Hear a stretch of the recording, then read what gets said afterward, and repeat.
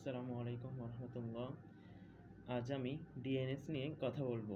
DNS stands for domain name system, যাকে সহজে বলা যায়, যা হোস্ট নেম থেকে আইপি অ্যাড্রেসকে ট্রান্সলেট করে থাকে। ডিএনএস কমিউনিকেট করার জন্য ইউডিপি পোর্ট 53 ইউজ করে থাকি এবং লার্জ এনভায়রনমেন্টের ক্ষেত্রে IPv6 অ্যাড্রেসের জন্য টিসিপি পোর্ট 53 ইউজ করে থাকি। ডিএনএসের দুটি জোন আছে, যাকে বলা হয় ফরওয়ার্ড লুকআপ জোন এবং রিভার্স লুকআপ জোন।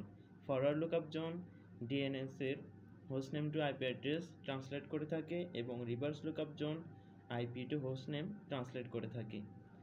ডিএনএসের কনসেপ্টটা হলো, একজন ক্লায়েন্ট যখন সার্ভারের নিকট হোস্টনেম লিখে ব্রাউজারের মাধ্যমে সার্ভারের নিকট হোস্টনেম টাইপ করে কোনো ওয়েবসাইটকে সার্চ করে, তারপর সার্ভার তাকে তার hostname to IP address translate করে তাকে রেসপন্স করে।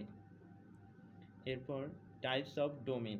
দেয়ার are some types of domain like top level domain, যেগুলো হচ্ছে কোনো অর্গানাইজেশন অথবা কোনো কান্ট্রি অফ অরিজিন ইউজ করে থাকে, যেমন .bd, .org, .gov, .mil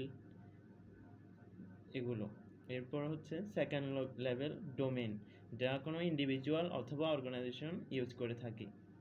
3 number হচ্ছে সাবডোমেন, যা এডিশনাল নেমস হিসেবে কোনো অর্গানাইজেশন ইউজ করতে পারে। এরপর DNS records. There are several types of DNS records like SOA record,